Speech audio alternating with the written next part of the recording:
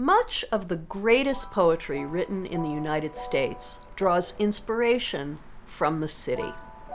In Chicago and New York, in Detroit and San Francisco, in LA and in Washington, D.C., American poets like Emma Lazarus, Carl Sandburg, and Hart Crane turn their eyes skyward to the feats of art and engineering that make a city a city.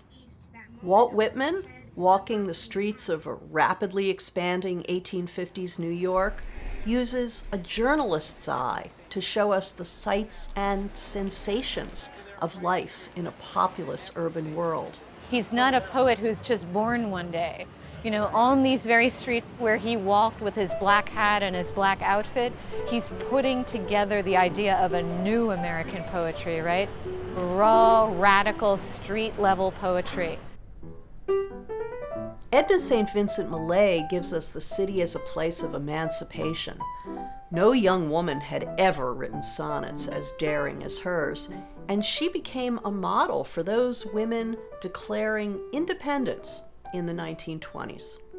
Langston Hughes, Gwendolyn Brooks, Robert Hayden, Nas, and young practitioners of spoken word tune their poetry to the sounds of jazz, blues, hip-hop, and the sharpness and dynamism of slang. They throw us off, we don't catch it. These CEOs spoon feed us bull, don't even offer us catch. I'm a disciple of the streets. The streets is my world, it's everything. And I'm from it. I'm of it. I love it.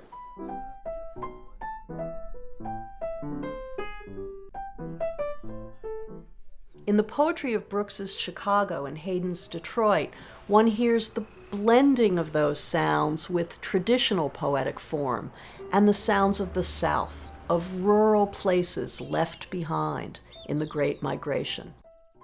Poetry of the city immerses you, along with your colleagues around the world, in this great tradition of American poetry. I'm just wondering, every time I read this, I think, what the heck is happening? All right, what else happens? Like, despite his peacefulness and the whole calm feeling, he is alone among the mountains. So.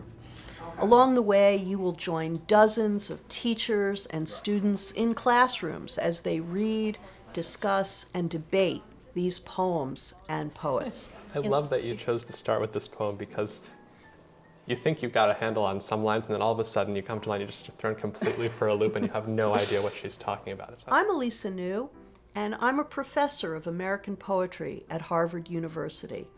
Read along with me and many other guest interpreters as we expand our understanding of poems and refine our skills as readers and teachers of poetry.